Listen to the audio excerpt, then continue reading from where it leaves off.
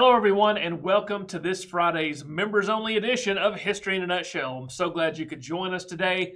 We've got a lot going on, but this is one of those topics that I wanted to sort of take time to cover. For the record, I am no agricultural historian, so I am not an expert here, but I did want to sort of just put in a nutshell the history of agriculture, especially here in Georgia. It's incredibly important, and unfortunately, it's something that most of us all too often don't really think about. As a matter of fact, in our modern world, it can become all too common to sort of make fun of farmers and people who work in the dirt, right, and grow things. And well, as I have tried to tell my kids, do you like to eat? Then farming is pretty important and agriculture is pretty important. And as long as people have been existing in groups, they've been eating.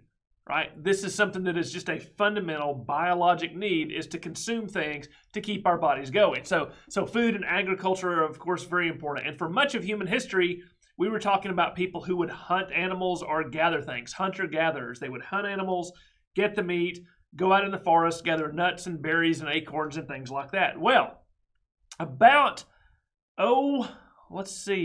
6,000 years ago, depending upon which part of the face of the earth you're talking about, someone or some group of people made a phenomenally important decision that has shaped our world fundamentally ever since. They decided to stay somewhere and start putting seeds in the ground and growing their food year after year. Now, of course, this was not an immediate turnaround and a decision that reaped immediate results, but the process of moving from hunting and gathering to agriculture fundamentally changes how we live as people and how societies not only work, but are formed. Skip ahead a bit until we get to the North American colonies, the North American continent, in say about 14 or 1500, pre-contact. And of course, it's important to remember, who the first ones are. But before we get to that, I've got a couple of quotes I want to share with you. You may be wondering where we got the name of this particular talk. And I have two great quotes. The first is by Thomas Jefferson: "Those who labor in the earth are the chosen people of God, if ever he had a chosen people, whose breast he has made his peculiar deposit for substantial and genuine virtue." And the second, about a century or so later, by Booker T. Washington: "No race can prosper until it learns that there is as much dignity in tilling a field as in writing a poem." And those two quotes really sort of sum up the American view of what it is to be a farmer, of what it is to till the earth.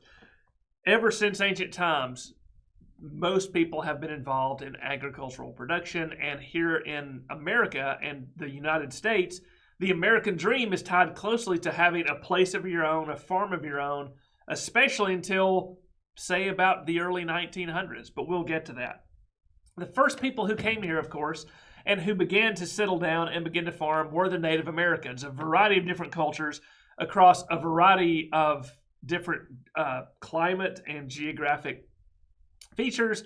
But here in what is now Georgia, of course, we have Mississippian cultures and woodland cultures that eventually began to grow crops. Now, most of these cultures would also supplement these grown crops with hunting, but as time goes on, they become more and more reliant on crops and therefore more and more centered in one area. And for this part of Georgia's history, the three sisters are really some of the main agricultural points you need to highlight. Native Americans depended greatly on squash, beans, and corn. These are products native to North America. And the Native Americans came up with a pretty clever way to do this. They would plant all these seeds together in one mound. And you can see from the illustration here, the corn would grow tall and, would produce corn. The beans could then be planted next to that. And instead of having to set up a cane to have the beans grow up like we do today, the bean vines would grow up the corn stalk. And the leaves from the corn would also provide shade for the squash. And so the three sisters, these three types of vegetables that would grow together, formed the basis of Native American diets. And European explorers, when they came over here, were absolutely fascinated by how much corn was consumed by the Indians and how central these foods were. I think one of them said that the Indians had 42 different ways to prepare corn as a meal, just from that one vegetable. Pretty amazing, right? Well, then, of course, we get contact with Europeans. Early on, first the Spanish, and then the French, and then, of course, the British finally decide to create the colony of Georgia in 1732. And under the trustees and the leadership of the trustee on site, Oglethorpe, they come up with a plan. This plan is not going to be like the other colonies, the other British colonies in North America. It's going to be something special. It's going to promote yeoman farmers doing work, growing crops that are for subsistence, which means they're going to grow their own food, but they're also going to enter into the markets of Europe.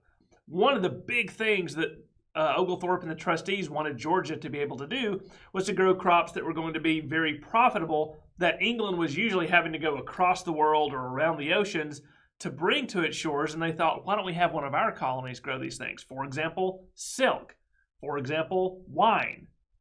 Right? And so they transplant these silkworm plants trying to grow silk in Georgia, and it kind of takes.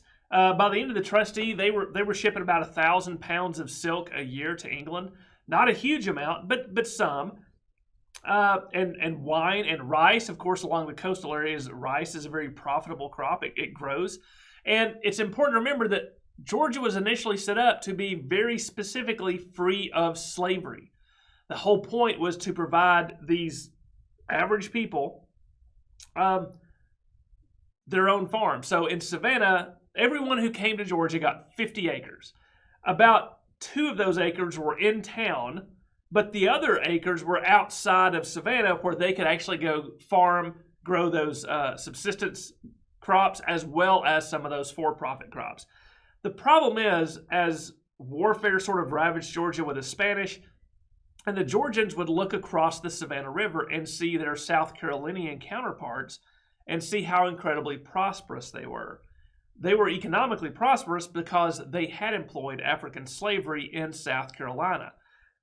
Folks, people are lazy. And if there's any way you can get someone else to do your work for you and reaping the profits, unfortunately, humans are going to do that 9 times out of 10. And that was the basis of slavery in the New World, especially African slavery. So the Georgians who lived in the colony began to agitate and say, well, why can't we live the way the South Carolinians do? We want to buy slaves. We want to have larger plantations than 50 acres. We want someone else to do the work for us. So in effect, what happens is at the end of the trusteeship, the Georgia colony devolves into a royal colony. A royal governor is appointed, and it is controlled by the laws of Great Britain, which of course allow slavery in the American plantations. And from that point on, Georgia unfortunately becomes a slave colony and a slave economy. Even though this quote that hopefully you're reading from Oglethorpe sort of establishes the trustees' thoughts on slavery and their disgust with the fact that it came into the colony, nevertheless, there it was. So by the 1750s, Georgia is a slave colony of Great Britain, and going into the Revolution, Georgia has become, it's still the smallest colony/state, but the slave population is about half the population of Georgia. Now, not everyone is a slave owner. Most of Georgia, and most of the South for that matter, are still yeoman farmers moving from the Revolution into the early and mid 1800s. We think, when we think of the South, of cotton, and we're going to get there. But you have to remember that depending upon what time we're talking about, anywhere from 2/3 to 3/4 of the white population in the South did not own slaves. They were what we call yeoman farmers. They were not very rich. They had a variety of land sizes to work, usually anywhere from 50 to 120 acres. And they're scratching life, right? This is true subsistence farming. The things they grow are the things they need to consume for themselves and their families. They don't have much left over to sell for cash. They may do some bartering, but most of these people, they're not super dirt poor, but they're not exactly prosperous plantation owners either. And you see these images here. they're just regular folks plowing the field. They're using animal power, which of course is an important part to remember about agriculture. And they're going to have crops everywhere they can because, again, they're needing to eat. And let me also take a pause here and make sure you understand that when I say agriculture, a lot of this presentation and a lot of our mindset seems to think of things you put in the ground and grow, some sort of plant that produces fruit or something valuable. Agriculture also includes livestock, cows, pigs, chickens, right? There are accounts that the pig was by far the most common domesticated animal in Georgia in the 1800s. They were relatively cheap. They reproduced fairly quickly. And the slaughtering of pigs produced a lot of products: ham, bacon, grease, right? And so pigs and pork products were an incredibly important staple for the average Georgian's diet in this time, whether they be black or white. Now, even though that's most of the people we have, and some of these yeoman farmers are going to own slaves, they're not going to be the planter class. They're not going to be the plantation owners. But much agriculture at this time, as the trustees feared, was going to be based on making money rather than simply growing your own food. And that's where King Cotton comes into play. So, cotton, right? We all know what cotton is. It is a fibrous plant that can be woven into cloth. Most of the clothes we all wear now today are cotton. Cotton was not that common in the United States or as clothing until the very late 18th century. Usually it was linen or wool, because cotton was grown in Egypt almost exclusively and had to be traveled across oceans and woven in England and then brought over to the New World in the form of cloth or pre-made clothing. However, people began to realize that cotton could be grown in the South, and specifically the South. The climate worked great. The soil was very fertile and rich. And why not cotton in the North, you may ask? Well, cotton has to have a very specific number of frost-free days to survive. And there is, in North America, a frost line that above that you cannot go, right? So the South is the place where cotton is going to be grown. It is incredibly labor-intensive, but it's also incredibly profitable, right? So this is where the growth of slavery and the growth of westward expansion in land comes into play. The enslaved people would be the ones doing the manual labor. They would plant the cotton, hoe the cotton, make sure that it grew properly, and when it came time to harvest it, they would harvest it. And then, of course, we all know the story of Eli Whitney, who comes up with a cotton gin, who makes the production of cotton incredibly efficient. It takes the seeds out of the fibers, and suddenly you have something that you can make a lot of money off of. Even small yeoman farmers, if they could grow enough cotton to perhaps get a bale, just a single 500-pound bale of cotton, that's a good penny for someone on an annual basis, and it doesn't take that much work. You have plantations where you have to have labor, and if you look at this map, you can see that where the dots are, of course, is where the main cotton production is. And going up here, moving on down in South Carolina into Georgia through Alabama, and they're close to the Mississippi River, that's called the Black Belt. It's called that because the soil is so black and rich that cotton grows. Cotton just leaches nutrients out of the soil, right? When you think about it, it's a plant, right? This is a plant made of nutrients that are grown from the stuff in the soil. It just takes those nutrients out of the soil to create something like this. So you have to have very rich earth, and you keep having to go, once you deplete the soil, where it is. You also have to have a huge amount of labor to become more and more profitable so that you can buy more land, buy more slaves, to have more cotton, to sell it for more money, to buy more land, to buy more slaves. It is a very circular thing. The richest people in the United States at this time, the majority of them were in the South because they were operating these plantations. Don't think gone with the wind. It's not quite that simple. But this is how it worked. And you can see here that this starts to affect the society. This starts to affect the politics. This starts to affect the culture.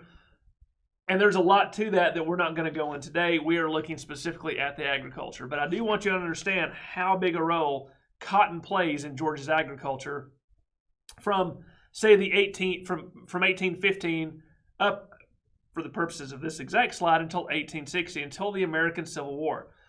You can see how much the slave population grows a lot as the years go by, right? By the time the Civil War starts, there are almost 500,000 enslaved African Americans on Georgia plantations. Now, only about half of those actually work in the cotton industry, but again, that's a significant proportion. And you can see here how much value it mimics that black belt that I was telling you about in the last map. They have very prosperous areas, and you can see where the railroads go to get those crops from inland down to the port of Savannah, right? Because that's where the cotton is going to go out of to those European markets. So cotton is big business. It has a lot of influence politically. It has a lot of influence monetarily. And even those yeoman farmers who are not getting rich off of it, the system that they support, they're still part of it, right? They have the hope of getting rich. They, as one yeoman farmer said, it doesn't matter how poor I am, I'll always be better than a black person, because that's the way the society was set up to sustain something like this. All these economic differences, all these social and cultural differences lead to, of course, the American Civil War. Georgia, along with the rest of the South, thinks that its monopoly on cotton production is going to have Great Britain come in to help it. Great Britain does not, because by this point, they already have their own plantations in other places of the world producing almost as much cotton as the South, so they have just a little bump in their industrial output while the Americans are fighting their Civil War. Long story short, the Civil War happens. The South is defeated. Slavery is outlawed, right? But is cotton still king? Maybe. There are changes and continuity that start to happen in Georgia agriculture at this point. There's the idea of a new South by folks like Henry Grady, who says that we can't have what we had before. We shouldn't have it. One of the problems was that slavery made us only grow one crop. What we have to do is diversify what we grow. We have to diversify how it's grown and who grows it. In other words, it can't just be all one cash crop. We have to grow commodities, rice, wheat, corn, beans, right? We can do cotton too, but we also have to build industry in the South so we're not having to export these things to make money. We want to have all of that localized. But agriculture is still going to be a primary part of how the South and how Georgia operates in this time. And to get away from the incredibly inconvenience of having the slaves freed, the former plantation owners find a way to still exploit that labor. They're technically free, but the plantation owners still need that labor to work their lands. The freed slaves do not have any property whatsoever. They don't have land, they don't have tools. And so the plantation owners set up a system of sharecropping. And they say, well, I have the land. What if I put up the money for your plows and your mules, and you work my land? I'll give you a place to live. And what will happen is I will just take a portion of your crop or the proceeds from your crop, and that'll be the rent on my land that you're using. And on paper, this looks like it might work. The problem is the way it's set up, it's stacked against any sharecropper. And it's not only freed African Americans who are sharecropping. There are a lot of poor whites who are driven to this too.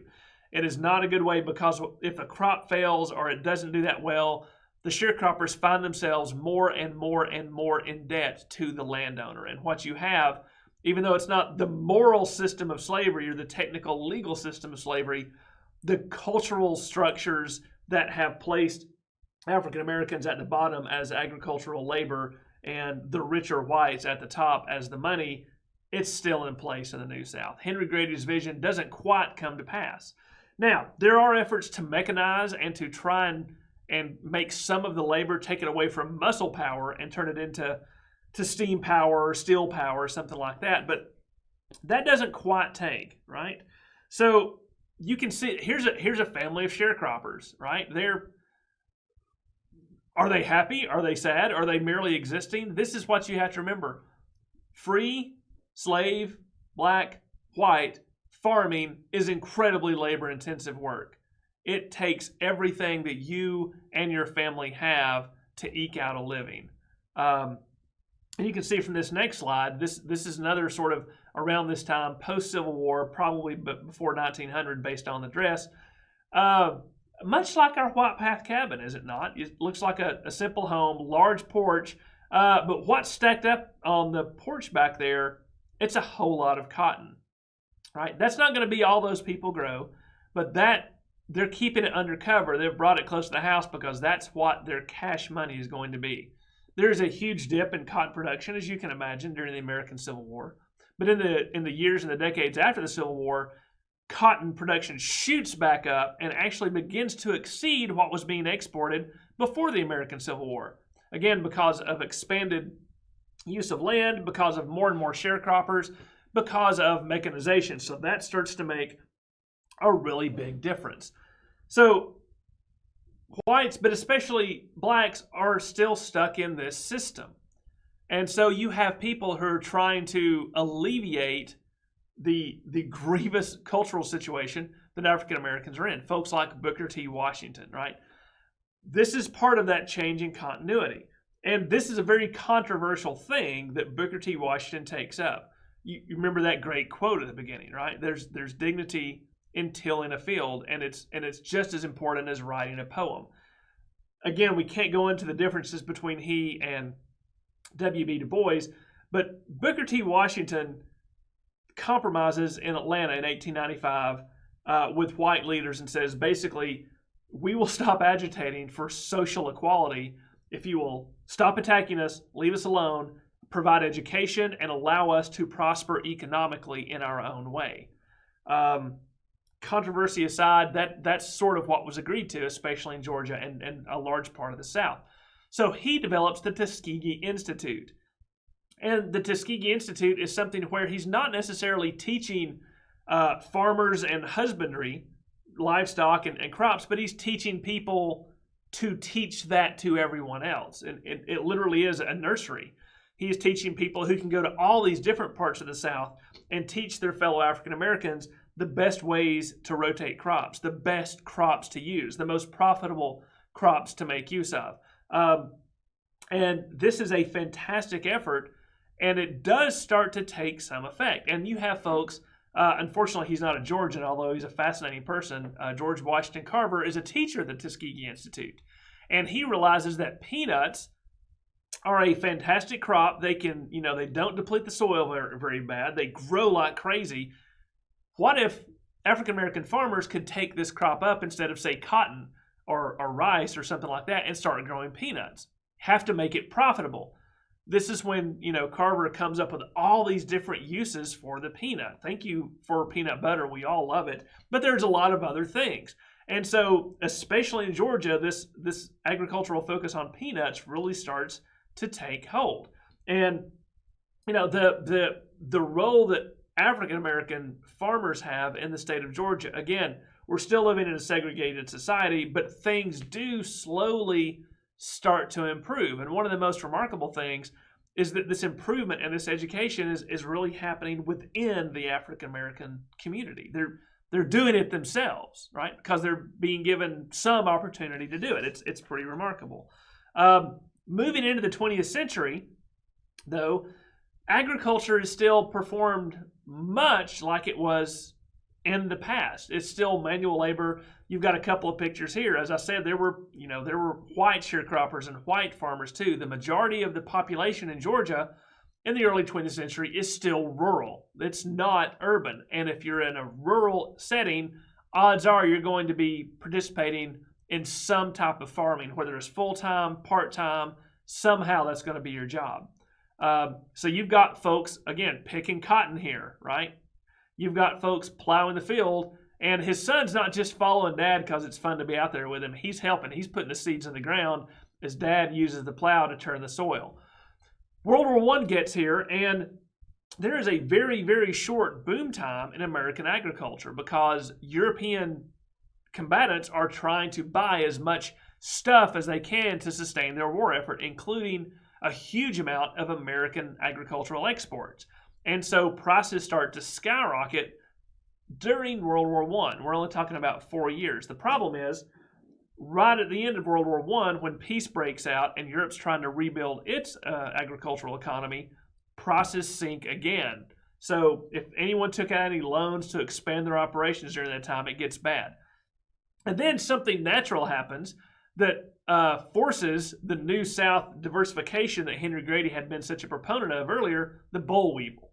There's still a huge dependence upon cotton in the South as the crop. Well, a boll weevil is a little critter, and it goes and it basically eats the pre-cotton ball seeds on cotton crops, and it wipes out entire crops of cotton. It makes the cotton and textile industry grind to a screeching halt. And Georgia agriculture is forced to adapt, and it begins to diversify, right?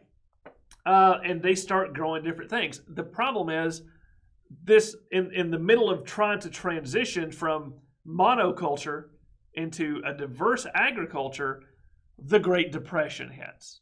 When the Great Depression hits, farmers are already dirt poor, and they're having to struggle to pay their debts. And the Great Depression forces a lot of them to lose their farms. They've had to take out loans to try and make it. The banks foreclose on farms. The Great Depression is bad for everyone, but it hits farmers especially hard. And again, going back to what I said at the beginning, remember, people have to eat, right? People are still having to produce agricultural products to consume. And the fewer people that are doing that, you get a shortage of food. Not necessarily a dearth of food, but a shortage, which means prices are going to go up. You're making less because it's the Depression. It's just one gigantic, bad, perfect storm. The Depression hits, agriculture goes down. But then, of course, as we know, just after the Depression, perhaps one of the causes we were able to get out of it, this fantastic thing starts to happen. War breaks out in Europe, right? So the farms at home start to become a little bit more effective, and we're still talking about family farms. These are not, by and large, we're not talking the big agribusiness like we have today. These are still farms. Now, some of the farms are very big, right? These families have 200, 300, 400, 800 acre farms that they're working, and they're not just doing subsistence anymore. They're doing things that they can sell for money. We've got railroads now, we've got tractors and things like that, but there's still a lot of handwork that goes into that. And these two pictures, I love these pictures. They're both from Georgia, right? We've got a lady up here who's just gathering produce from her garden, and we've got what I assume is probably a husband and wife working in the fields somewhere in South Georgia. And remember, we're also not talking about gardens. Gardens are different from agriculture.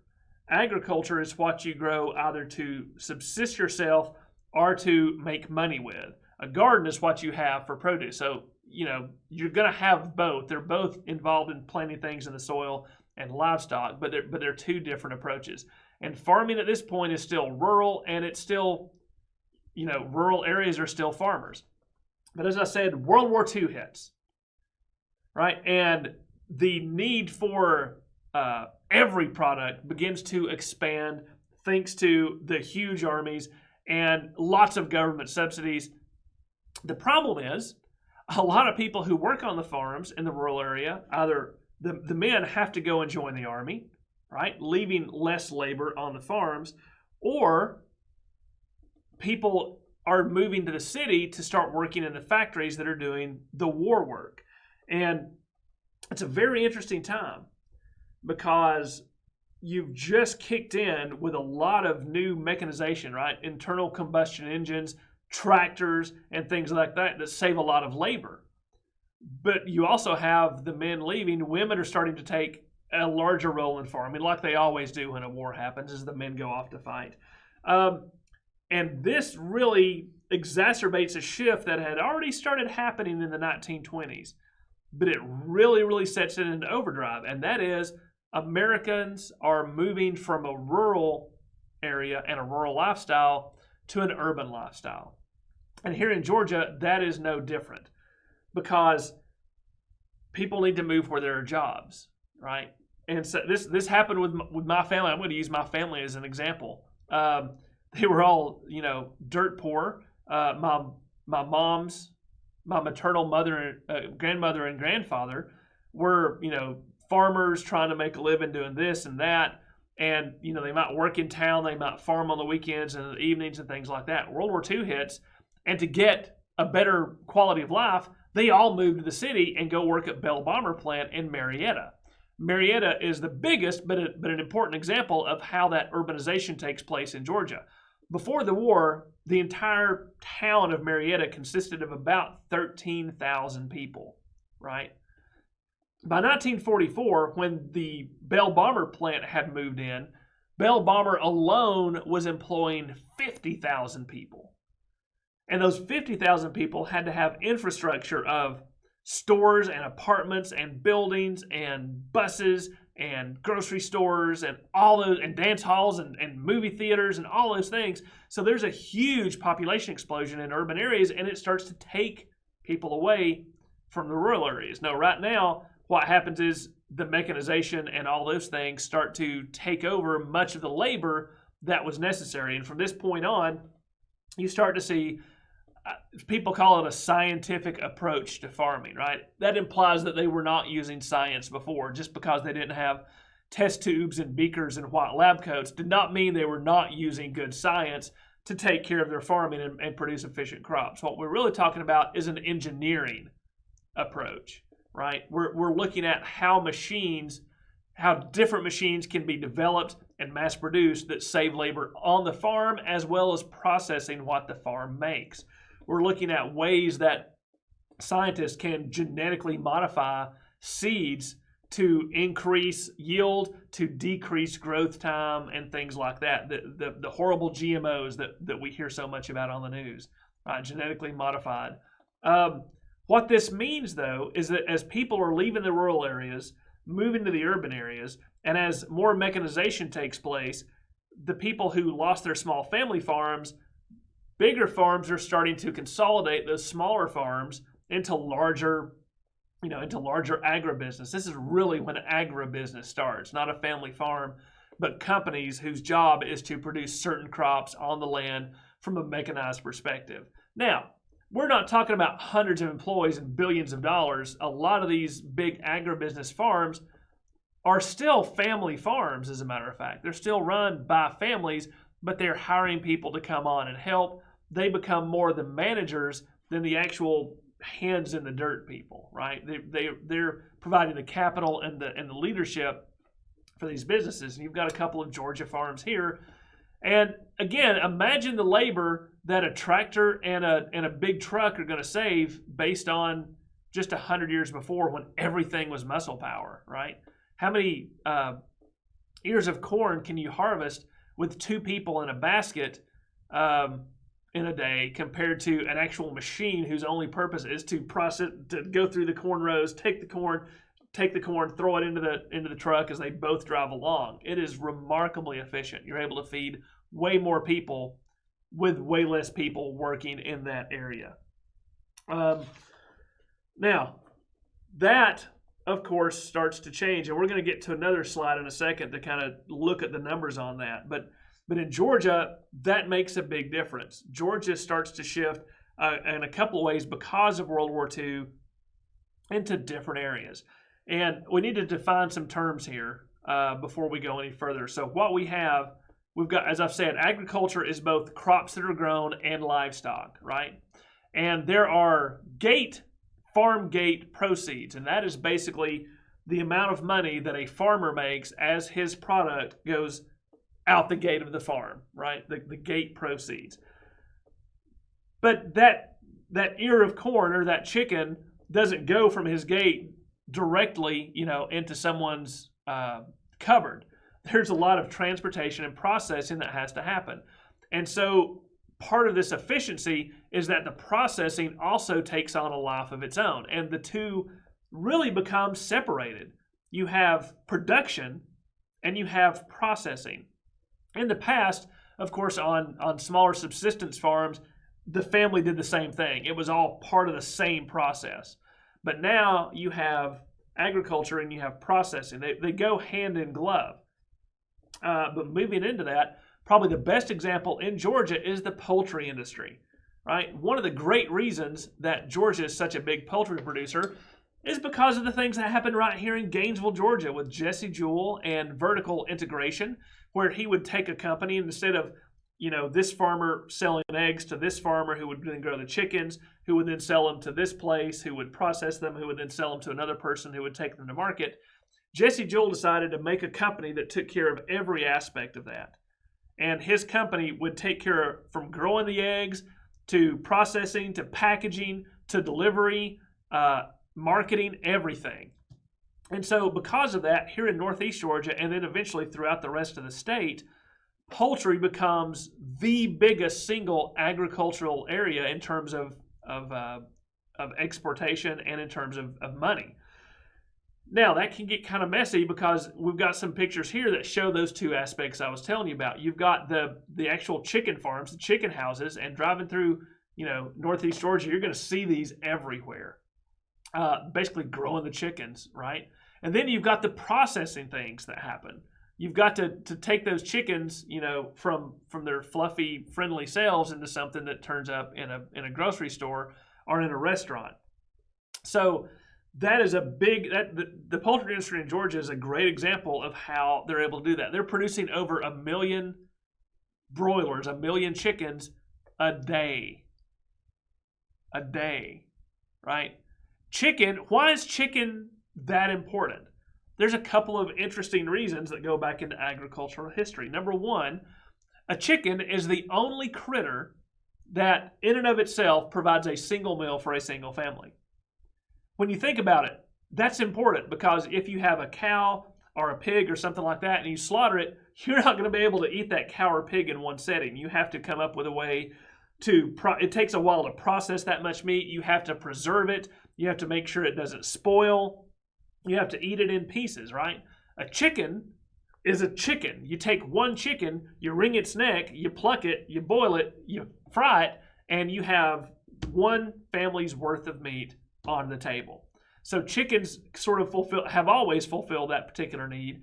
And then during World War II, rationing kicked in to sort of make sure that everyone is getting pork was rationed, beef was rationed, chicken and poultry products were not rationed, which means you could sell them to the civilian market as well as the military market, and you didn't have to use your ration points, which means there was a huge shift in the World War II era and just the post-war era from people consuming pork and beef and things went very strongly to chicken because as that industry grew during the war, you didn't have to use ration points for chicken. You could almost not quite get as much chicken as you wanted, but you could get a lot more chicken than some of the other meats. So the poultry industry takes off in Georgia, and in the post-war era, Gainesville, Georgia, and Northeast Georgia become the main chicken. We're the chicken capital of the world, right? We even have a statue with a bronze chicken on top. It's that important to our economy and our agriculture. But it's not just chicken.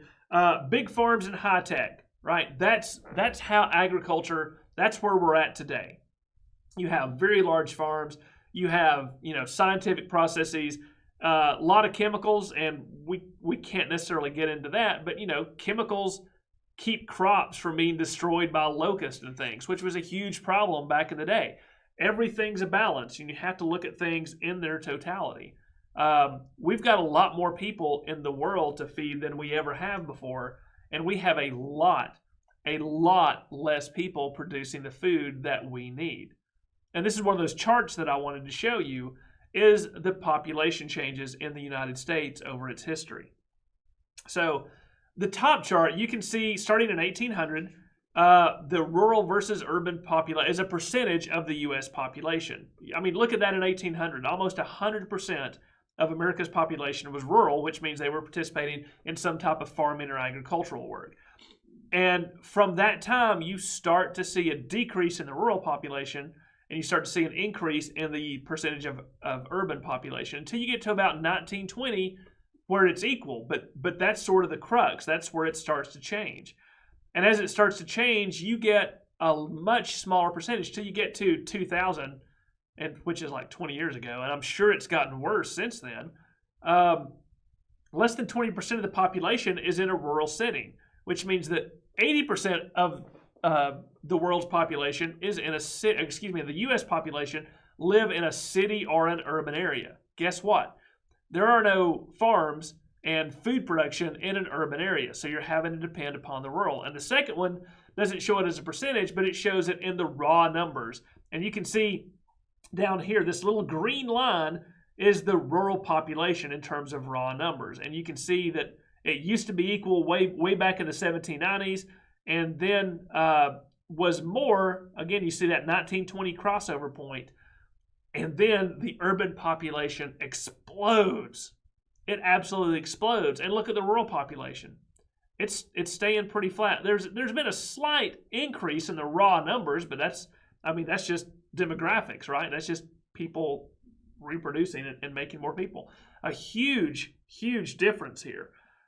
That means there's a lot fewer people that we depend upon to make our food.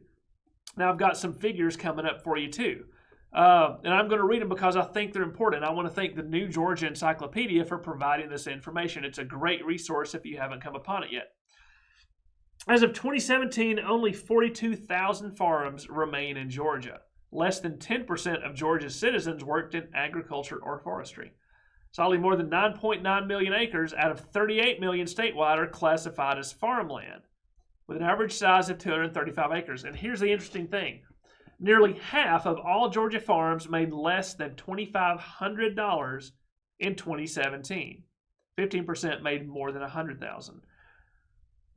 That means that half of Georgia farms are not their primary business, right? It can't be. These are people who are working full-time at some other job, some other career, and they're just sort of doing farming on the sideline. That's half of Georgia's farms, right? And they may just, they may have 6 apple trees in the back, or they may have 20 chickens in the back, something really small like that. And again, just showing that crossover balance. Look at this next chart. The number of farms in Georgia by county. Look at those red areas. That's because that's where the farmland is, and it gets less and less. Look at the coastal area, right? There are no farms down there now. That used to be a huge rice production area back in the 18th and 19th century. Now there's not that much going on up there. Even up here in northeast Georgia, we don't have a lot of farm land. A lot of the land is dedicated to chicken houses and things like that, but not actual crop growth. And not a lot of farm workers. Now, the next chart I want to show you talks about that through the gate amount, right? You can see down here, this is interesting, you can see what the majority of Georgia's products are. Poultry and eggs, pretty much 40% of what Georgia's agricultural produce is. Row and forage crops, that's the stuff generally that grows, cotton and things out of the ground. Vegetables, fruits and nuts, livestock and aquaculture, fish and things like that. Ornamental horticulture, that's not something we've even talked about yet. That's basically making flowers, right, and things like that. And it's still a huge business, even though there's much less amount of people working on it. You can see how big a business this is. It's a huge business for the state of Georgia. Georgia's still very much an agricultural economy if we're not an agricultural people. And you begin to wonder if those quotes we had at the beginning, where Washington is talking about, that there's dignity in tilling a field, that it's just as important as anything else. And Jefferson saying that these are the chosen people of God, if ever he had a chosen people, because they're close to the earth and it makes better moral people. I don't know if that's true or not, but we have seen recently some very small changes in agriculture and the way things work.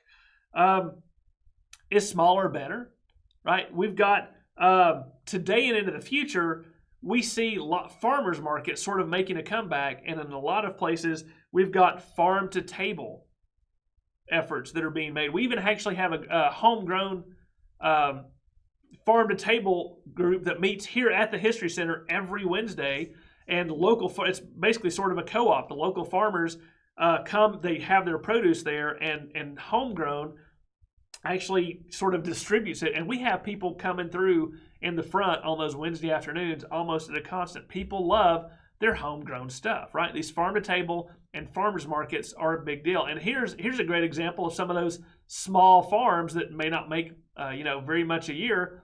I'll pick this one, Hobo Holler Produce. They've got peaches and a Georgia roadside staple, boiled peanuts. There's those peanuts again. Thank you, Mr. Carver, Dr. Carver, excuse me.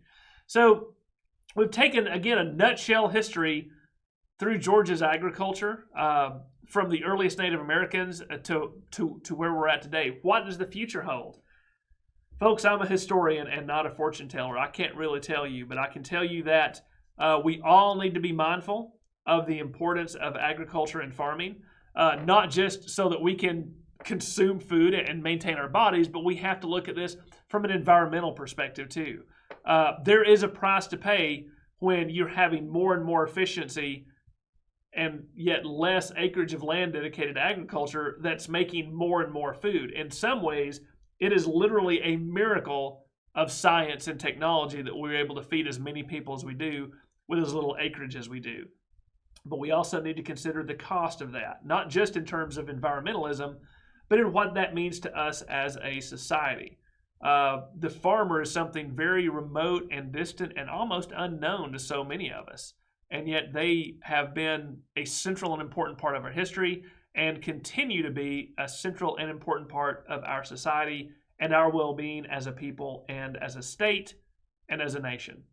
That's all we've got time for today. Again, thank you so much.